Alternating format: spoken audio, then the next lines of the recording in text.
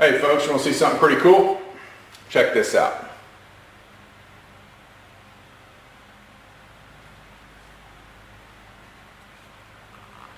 I know you're going, what in the crap is he doing? Well, check this old piece out, guys. This is a Hatfield and McCoy's gun, if you ever saw one, right? But really, it is a Springfield J. Stephen Arms 12 gauge. This is a model 94A. Let me tell you a little bit about this. This was given to me by a guy that I work with. And the story on this is that about 25 years or so ago, when his parents were clearing the land to build their house, they found it out on the property. Obviously been left out. And none of them are gun people. They don't know anything about it. The only thing he knew is that it was a shotgun. They're not gun people. They don't shoot. They don't like them around. They don't have any. But this, they ended up storing it to keep the kids away from it. And he ended up with it in his attic. And we were talking about a year or so ago, and he said, man, I got an old shotgun. If you'd like to have it, we found it out on our property 20 years ago.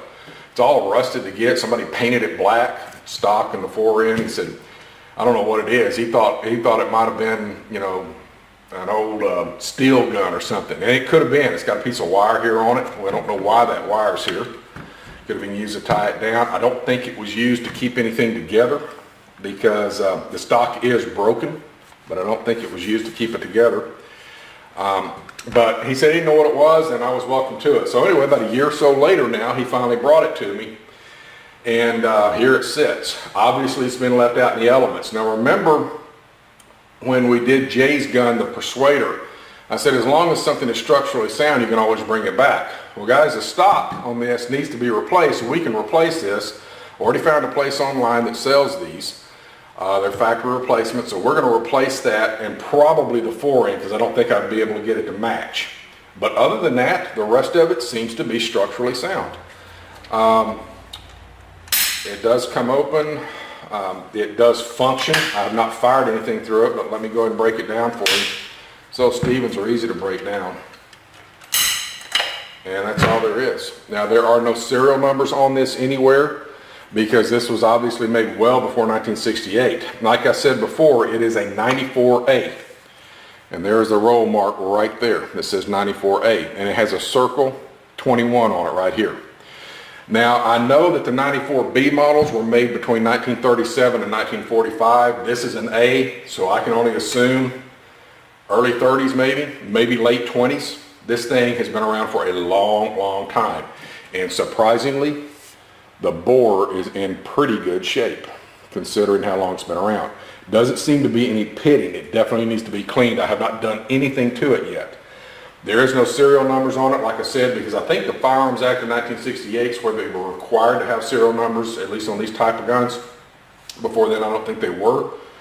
There is nothing on it. That's the only marks. The 94A, the Circle 21, Springfield, J. Stephen Arms Company. It does have what I think is a production number, and it says 3326 right here, and that matches up with what's on the barrel right here, 3326.